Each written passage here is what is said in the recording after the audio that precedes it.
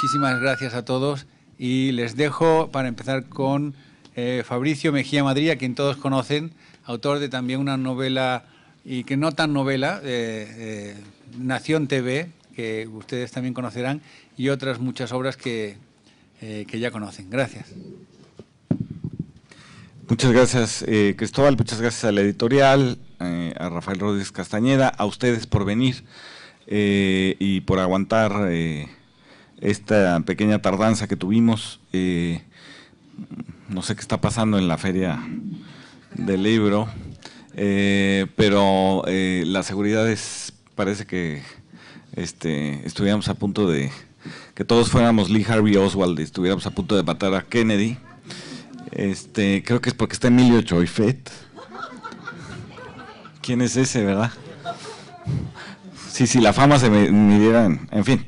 Y entonces, bueno, perdón por la tardanza. Yo quisiera tener, más que una exposición, digamos, sobre el libro de Rafael, tener una breve conversación con él en los 50 minutos que nos da la Feria de Guadalajara.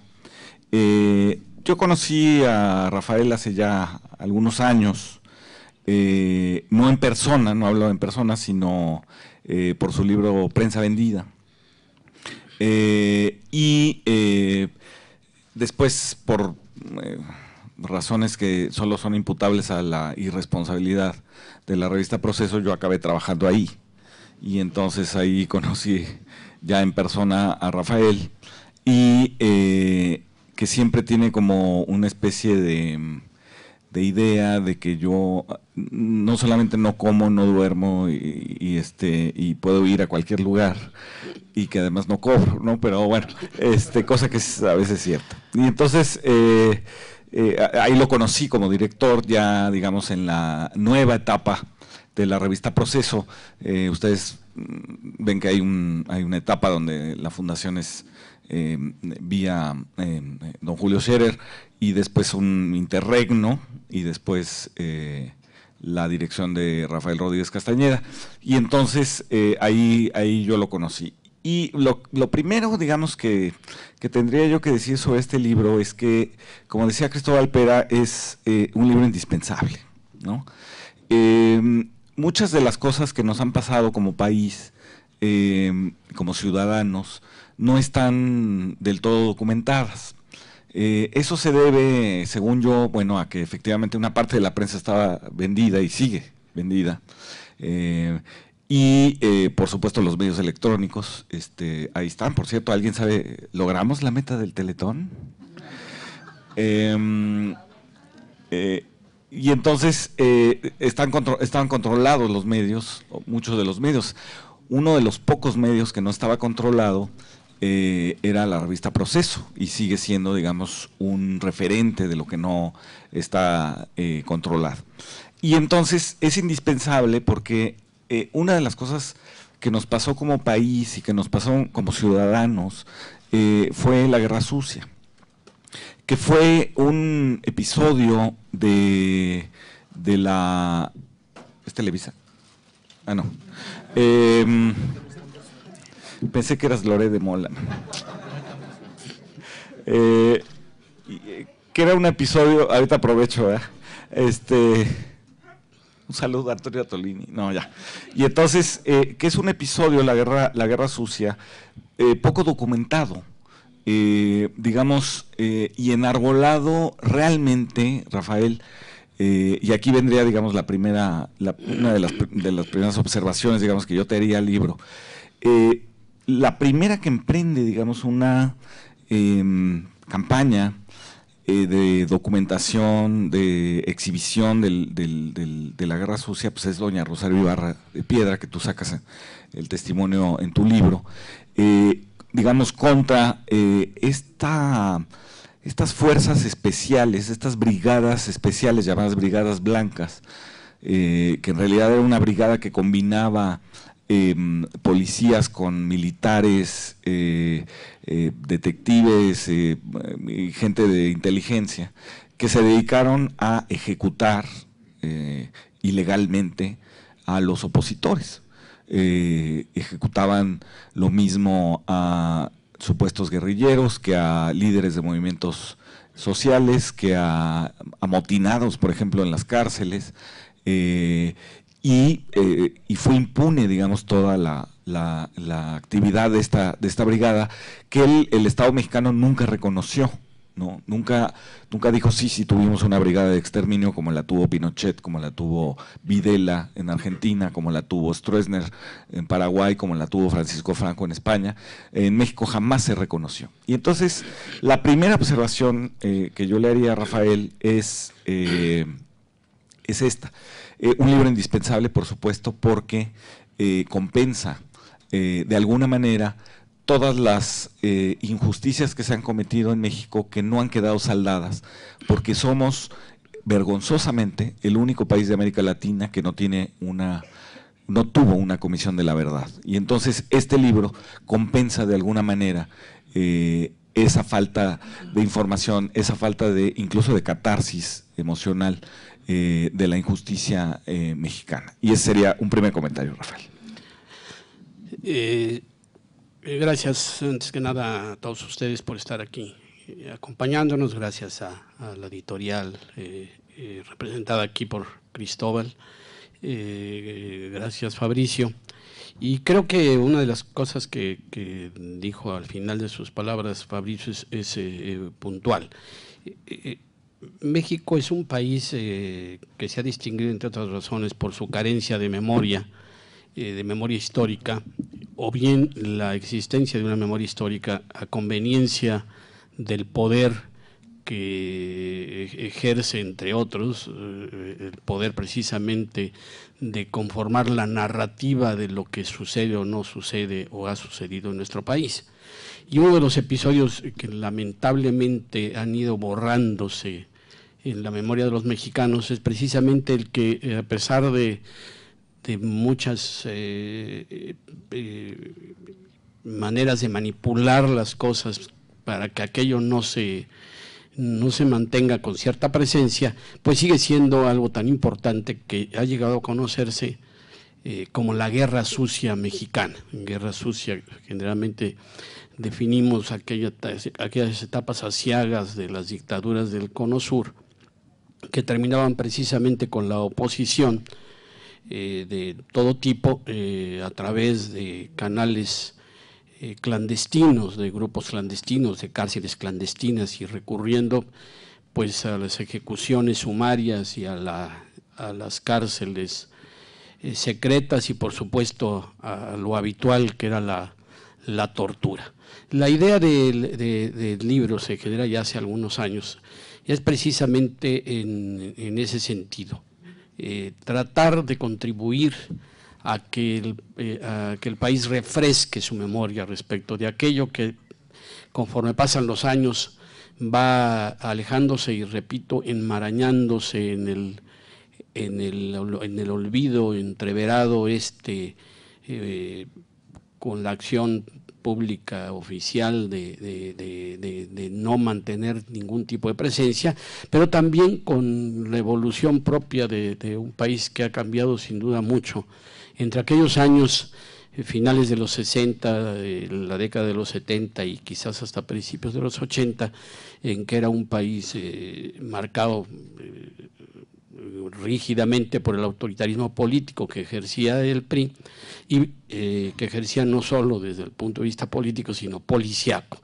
Se va borrando aquella historia y precisamente un propósito de este libro es decirle a quienes decidan leerlo que ahí está ese pasado, y como es un lugar común decir país que no tiene presente su pasado, que no lo refresca, que no lo recuerda y sobre todo que no le sirve, como decía Fabricio, como una especie de catarsis, está destinado a repetirlo.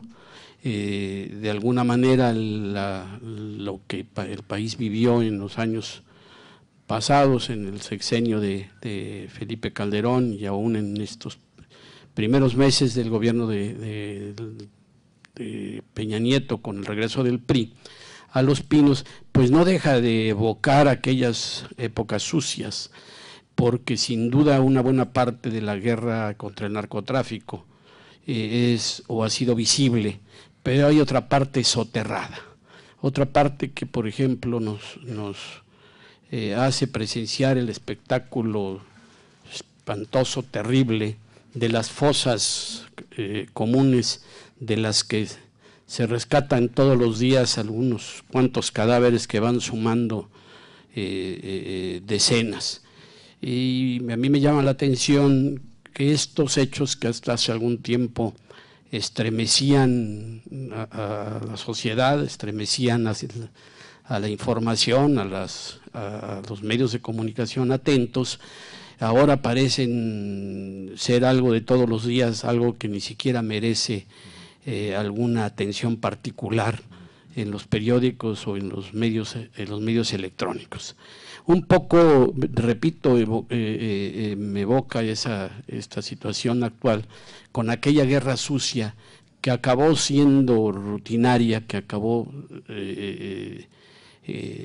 dejándose ver poco a poco, pero tampoco sin espantar demasiado a la sociedad. Este libro, pues, Fabricio, compañeros, nace de esa inquietud, tratar de contribuir a que la memoria se refresque. Es una etapa muy penosa, difícil, sanguinaria, y el protagonista de esta historia, el que da el nombre al libro, que es El Policía por antonomasia, Miguel Nazar Haro, finalmente, muchos años después de aquellos episodios, murió relativamente tranquilo en la cama de su casa, sin merecer ni no solo una pena de algún tipo, sino ni siquiera merecer una condena histórica fuerte, importante, resonante.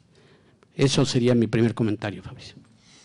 Sí, fíjate que mi siguiente comentario va muy ligado con el final de lo que estabas diciendo. Porque finalmente el personaje, bueno, este libro yo lo leí un poco como, pues es una documentación, pero también se puede leer como novela. El personaje es un personaje, según tú lo retratas, leal, digamos, a lo que le diga el presidente en turno, lo que le diga el secretario de Gobernación. No hay que olvidar, digamos, que esta brigada ilegal que se forma, la Brigada Especial, después llamada Brigada Blanca por la oposición, también tenía uno de sus jefes en otro personaje increíble, que era Fernando Gutiérrez Barrios, ¿no? Del que hace falta una novela, según yo, ¿no? Y yo en el aeropuerto me encontré a Vargas Llosa cuando venía para acá y le pregunté qué había hablado con Peña Nieto y pensé que me iba a decir, pensé que de la Biblia, ándale, pensé que Harry Potter 1, 2 y 3. No, no, le pregunté eso, le pregunté qué hablaron y me dijo, bromeamos un poco sobre la historia del país. Y le digo, bueno, sí es chistosa la historia del país, ¿verdad? Sobre todo porque el PRI es el que ha hecho las bromas, ¿no? Y entonces le dije, oye, ¿y hablaron algo de literatura? Y me dijo, si hubiéramos hablado de literatura, tú tendrías una nota. Y me pareció bien, además, me pareció bien que el Nobel viaje en la clase en que viajamos, en clase turista. Pero en fin, pero te lo decía porque se lee como una novela donde este personaje, Nazar Haro, pero también Gutiérrez Barrios, pero también Zorrilla Pérez, que acaba de salir de la cárcel, el asesino confeso de Manuel Buendía y de García Paniagua, toda esa runfla de digamos, delincuentes que delinquieron con una sola explicación, digamos, es a favor de la estabilidad del país, es a favor de la paz social, y entonces se constituye un personaje súper interesante, según yo, novelesco. Y te quería preguntar o no preguntar, más bien hacer la siguiente observación, que es, bueno, en el 2004 se muere a los 80. Y como decías, muere tranquilo, muere, ¿no? con alguna acusación, pero menor. Pero apuntas una cosa que a mí me pareció muy narrativa y te quiero preguntar sobre eso. Que nos hagas un retrato de ese Nazar, cuyo hijo se cambió el apellido, cambió la ortografía del apellido para ya no ser ese Nazar con Z, sino ser un Nazar con doble S.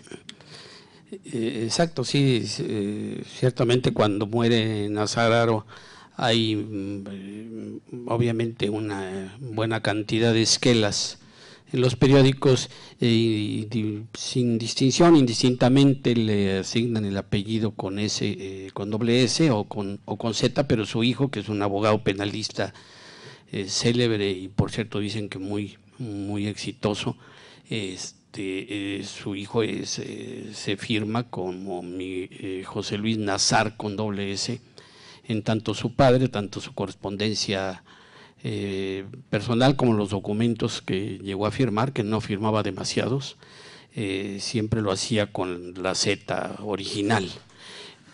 Tocaste un detalle interesante. Para mí hubo una especie de triple desafío con este libro, quizás por no ponerle número, múltiples desafíos implicaron este libro. En primera instancia, la decisión de abordar el tema, de pensar que podría ser válido, de imaginar que el país puede ser receptáculo de un trabajo de esta naturaleza, tomando en cuenta los años transcurridos y el hecho mismo de que la guerra sucia no fue un escándalo en su momento, como ya lo decíamos hace un momento, no fue un escándalo como lo fue lo que pasó en el Cono Sur. Como decía Fabricio, quizá la bandera contra la guerra sucia, la bandera por la reivindicación de los desaparecidos políticos de ella, doña Rosario Ibarra, fue la que mayor estruendo hizo en su momento, la que buscó el apoyo de organizaciones internacionales en busca de hacer repercutir sus quejas, en particular por la desaparición de su hijo Jesús Ibarra, eventualmente inmiscuido en el intento de asesinato perdón, en el intento de secuestro y asesinato del magnate regiomontano Garza Asada. Ella pues fue quizás la que más ruido hizo, pero en general no era un escándalo. En ese sentido, el tomar la decisión de abordar este tema tantos años después, que no pareciera como pudiera quizás parecer, recurrir a un tema a toro pasado, es decir, a muchos personajes, incluido el policía, ya no viven. Cualquiera me podría criticar por ello, diciendo, bueno, finalmente escribes de eso cuando ya no hay posiblemente ninguna consecuencia que lamentar. En ese sentido fue el primer desafío que tuve que vencer, las dudas respecto del tema. Creo que ganó en este caso el deseo, repito, insisto en ello, de contribuir, aunque sea en una mínima parte, a ese refrescamiento necesario que este país, al que este país está verdaderamente obligado de permanentemente estar viéndose en el espejo, en su propio espejo y particularmente hacia atrás. Una segunda dificultad obviamente era la de cómo hacerse de la información suficiente y documentada para poder avalar un libro como estos. Creo que a ello finalmente contribuyó el hecho de que de las pocas cosas que se hicieron al respecto fue la fiscalía creada por el presidente Vicente Fox en su momento, fiscalía supuestamente para juzgar los crímenes del pasado, que finalmente acabó en más ruido que nueces, como se dice, que llevó a un eventual encarcelamiento a domicilio de Luis Echeverría, acusado de un delito, obviamente era imposible de demostrar, que era el de genocidio, y que pues prácticamente era avalar que no se le llegara finalmente a sentenciar, dada la dificultad de comprobar la existencia de tipificar ese delito. Sin embargo, sirvió aquella instancia para abrir los archivos históricos, o por lo menos abrirlos parcialmente, y hubo manera de acceder a información, de acceder a documentos que permitieron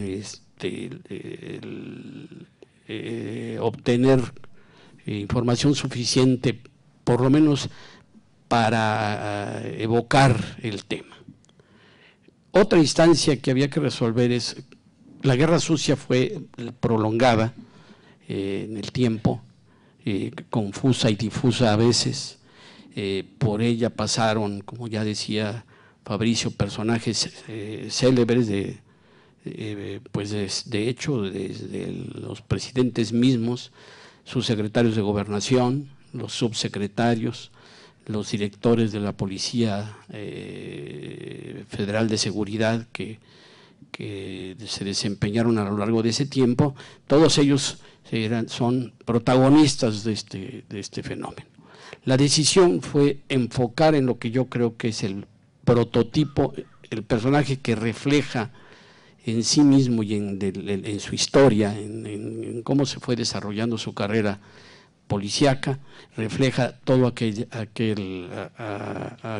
que ocurrió en aquellos años. Finalmente, la forma. Y creo que ahí toco el tema del que hablaba Fabricio. ¿Cómo hacer que esto no fuera un denso catálogo de hechos históricos? ¿Cómo hacer que no fuera un conjunto de documentos poco digeribles? ¿Cómo hacer que tuviera vida lo que por fuerza del paso del tiempo y de la persistencia en el silencio y en el olvido resultaba casi muerto? ¿Cómo darle vida a una guerra sucia muerta, por decirlo, y no solo muerta, sino enterrada? Y creo que la edición para mí fue un poco la clave del gusto que tengo por haber hecho este libro, que es encontrar el tono narrativo, convertir esta historia en una narración que efectivamente puede ser una especie de guión cinematográfico. Si alguien lo quisiera tomar en sus manos, podría ser un guión de cine relativamente atractivo, creo yo, pero también puede ser leído a la manera de que se lee una pieza literaria, una pieza novelesca. Aquí solté, por así decirlo, las amarras del periodismo tradicional, de la rígida cita de fuentes o de testimonios, para tratar de apoderarme de las historias y de los personajes y verlos desde distintos puntos de vista, inclusive desde el punto de vista de ellos mismos. Hay varias narraciones sacadas de documentos en que yo le doy voz al torturado, como si el torturado fuera el que directamente me hubiera contado su historia, o que yo me hubiera metido en su mente para tratar de pensar lo que él estaba pensando cuando lo estaban torturando. Por supuesto, desde el punto de vista del periodismo ortodoxo, de sus reglas, repito, más rígidas, sí, rompe los cánones y se muestra como un periodismo narrativo, un periodismo que incursiona hasta donde mis capacidades dan, por supuesto, en el campo casi de la literatura. Quizás es una literatura periodística, una literatura sin ficción. Por eso decía, y me gusta que lo haya leído así Fabricio, que puede leerse como una novela cuyo personaje central está rodeado de otros personajes que pueden ser o sus cómplices o sus víctimas. Yo espero que la pieza periodística que yo considero que es el libro tenga un relieve o una recepción mayor por haber escogido esa forma de presentarlo. Sí, pues justo sobre eso también te quiero preguntar, Rafael, al final de cuentas, bueno, recorremos, digamos, el libro, pues son estos años de la guerra sucia, la desaparición de opositores, la desaparición del hijo de Rosario Ibarra y de muchos otros, el aplastamiento de movimientos de oposición, de sindicatos, de uniones campesinas, de guerrillas, de partidos de oposición en ciernes, y después, digamos, pasamos a una historia donde, porque sí es como una película de Scorsese, ¿no? O sea, pasamos de pronto a una historia donde estos personajes están haciendo ya negocios ilegales con el robo de coches, por ejemplo, en los Estados Unidos. Se están metiendo en otros temas, digamos, igual de ilegales, ¿no? Entonces yo te lo decía la última vez que hablamos por teléfono, Rafael, te lo decía, a mí lo que me maravilla de estos personajes como Nazararo, como Fernando Gutiérrez Barrios, que acaba en un secuestro extrañísimo cuando Salinas decide ya, iba a decir jubilarlo, pero en realidad lo estaban casi momificando. Estos personajes como Cavallo, te decía yo, ¿no? En Argentina, que no conformes, digamos, con haber servido a la dictadura, y haber servido de torturadores en las desapariciones, etcétera, luego van y se meten en otra cosa ilegal, ¿no? Tráfico de órganos, tráfico de coches, etcétera. Hay algo ahí, Rafael, que era lo que yo te quería preguntar. Hay algo ahí en ese uso del poder, en la impunidad de ese poder, que es un vicio, que es algo que tienes que ejercer a pesar de que te vaya a llevar a la cárcel. Bueno, en México no, pero en Argentina sí. Pero es como un vicio, es como una droga que tiene que ver con la impunidad, o no sé cómo te lo expliques tú. Bueno, estás usando la palabra clave para definir lo que este país ha sido desde hace ya muchas décadas en prácticamente todos los campos de su vida, que es la palabra impunidad. En México puede pasar lo que pasa cotidianamente porque existe la impunidad, porque el delito cualquiera que sea, el abuso del poder, el abuso de las estructuras policíacas, etcétera, no tiene consecuencias que impliquen el hacer punibles a quienes cometen esos delitos. Precisamente quizás el hilo fino del libro pretende hacer es una historia de impunidad. Nazararo fue finalmente acusado por un juez de Monterrey en un juicio más bien lleno de elementos totalmente de cuestiones antijurídicas. Fue finalmente condenado supuestamente por el secuestro y desaparición del hijo de Rosario Ibarra, en aquel caso que ya relatábamos. Pasó unos cuantos días en la prisión, quizás unas cuantas semanas. Sus médicos diagnosticaron que tenía una enfermedad muy grave, que no podía estar en la cárcel. Fue trasladado a su casa, donde recibió finalmente la exoneración por parte de otro juez, y como decíamos, años más tarde, en la tranquilidad de su hogar, rodeado por su familia, murió seguramente, como alguien comentó por aquí, protegido por los santos óleos. Y Nazararo resulta que no solo fue impune en esos crímenes que cometió, que implicaron, repito, las ejecuciones sumarias, la tortura llevada a sus más crueles extremos.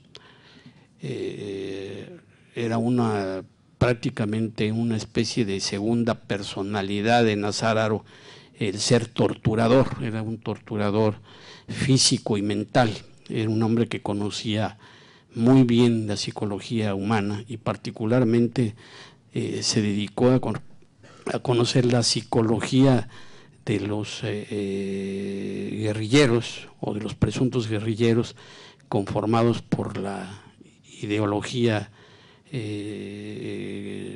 comunista. Nazar Haro, como segunda vocación, aparte de la policíaca, él siempre fue policía, nunca quiso incursionar en la política ni ocupó ningún puesto político. Tenía una segunda vocación que era el anticomunismo. Él se preparó en la Escuela de las Américas que el gobierno de Washington sostenía en Panamá para preparar ahora sí que rigurosamente a los represores de los movimientos guerrilleros de los años 60 y 70. Y partiendo de ahí y de esa vocación, él llegó a ser, dentro de la estructura formal de la Secretaría de Gobernación y bueno, del gobierno todo, del gobierno federal, uno de los hombres de mayor confianza en términos de inteligencia, de espionaje del gobierno de los Estados Unidos, tanto del Departamento de Estado como de la CIA y del propio FBI. Era un hombre intocable por todo lo que sabía. Ya lo comentaba Fabricio y en el libro se hacen relatos amplios al respecto. La impunidad le hizo cometer el error que finalmente acabó con su carrera policíaca. No terminó con él en la cárcel, pero sí, de hecho, tuvo que ser despedido sin mayores agradecimientos de la Federal de Seguridad. Nazar Haro, junto con otros comandantes de esta corporación, se involucró en un gigantesco operativo de compra de autos robados en Estados Unidos o contrabandeados en México.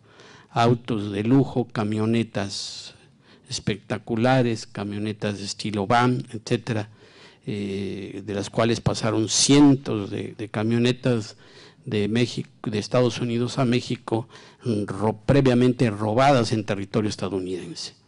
Muchas de esas camionetas inclusive fueron utilizadas por los agentes de la Federal de Seguridad para capturar, para secuestrar, para retener a supuestos delincuentes. En algún momento sus amigos del FBI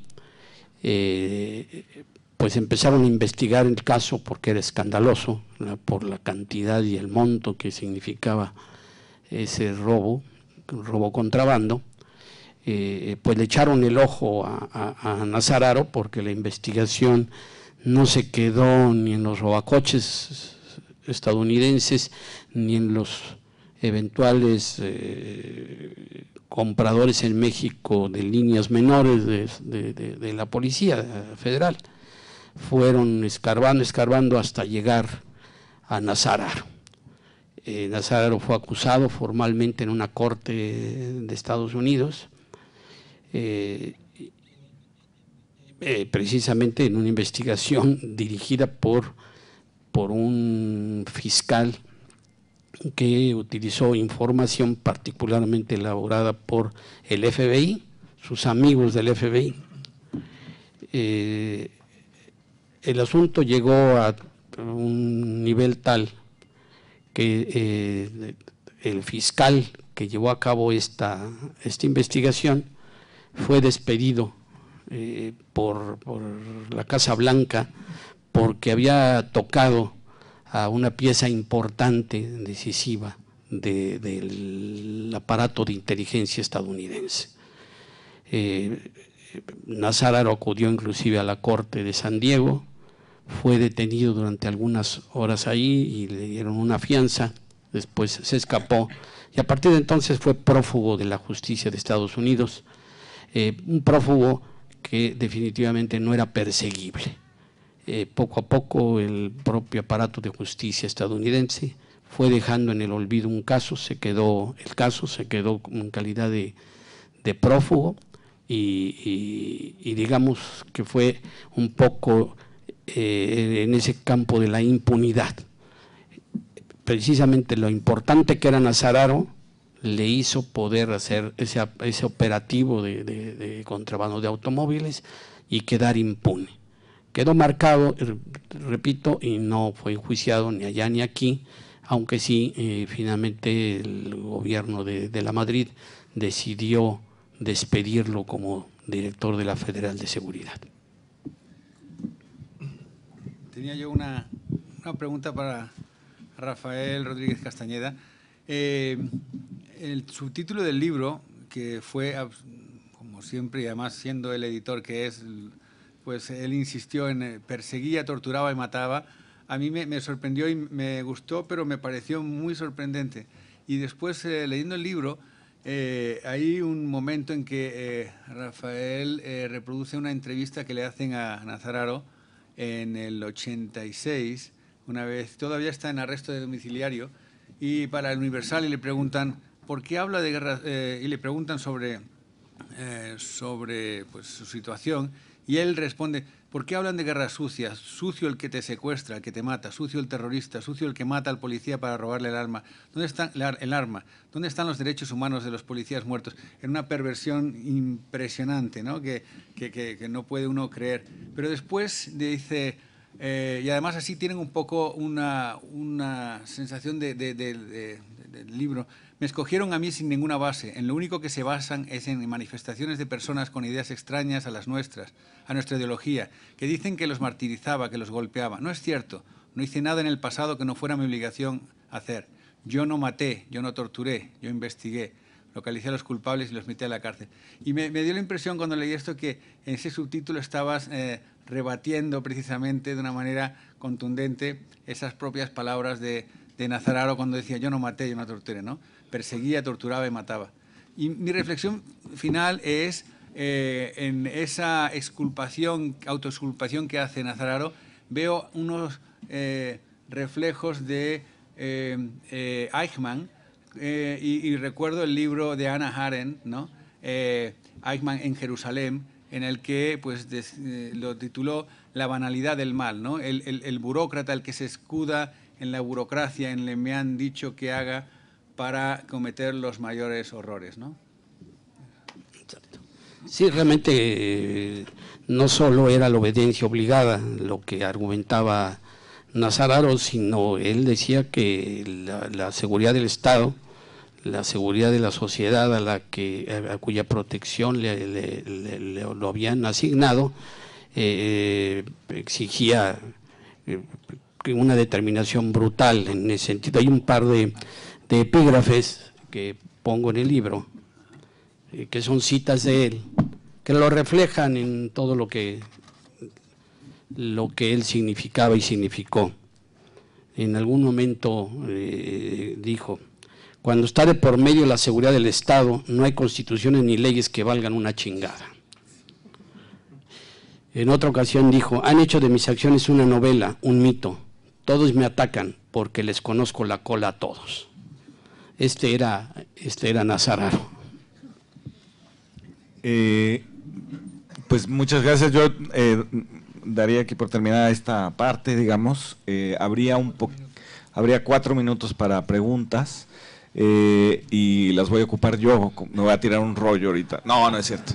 No es cierto.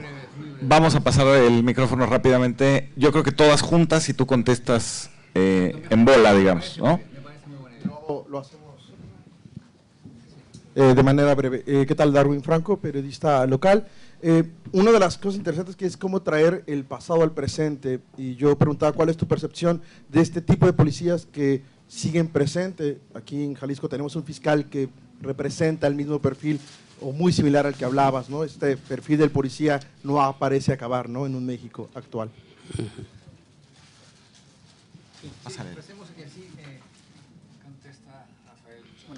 ¿Qué futuro le auguras al periodismo mexicano, que es crítico y revelador, considerando que el PRI regresa a Los Pinos y que quizá haya más Migueles? Bueno, ya mencionó uno el periodista local. Pero... Y otra más y así las contestan. Sí, o sea, no es que Miguel Nazar haya sido un hijo de la chingada, va a haber otros que van a estar defendiendo la misma causa. Ha habido otros, sí. Igual de sanguinarios. Ahorita tenemos uno que se llama Mondragón y Calp. O sea, que no se acabó. No, por supuesto, creo que se pueden hilvanar fácilmente, creo yo, la respuesta a las preguntas. Yo creo que existen policías que están ejerciendo esa función. Insisto, por un lado, en volver a citar el caso de lo que podríamos llamar la guerra sucia o la guerra oculta contra el narcotráfico.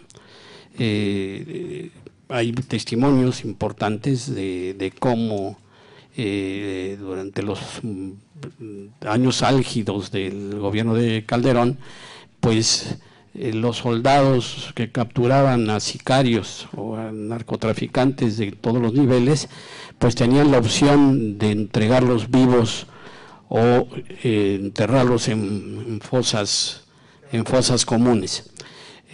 Por lo tanto, lo curioso es que no podemos decir que existan o no ese tipo de policías, porque no se sabía exactamente lo que hacía Nazar Haro en su momento. Es posible que ahorita esté ocurriendo algo semejante, pero como en aquella época, pues no era una figura pública que saliera en los periódicos todos los días.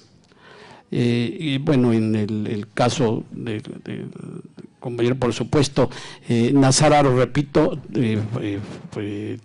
es un prototipo, y en esa calidad fue escogido por el autor para un poco reflejar lo que eran otros muchos policías, particularmente sus jefes, que fueron mencionados aquí, Fernando Gutiérrez Barrios, Javier García Paniagua y otros más, el propio Luis de la Barrera, que no alcanzó los alcances de Nazar Haro, pero lo acompañó en algunas de sus aventuras.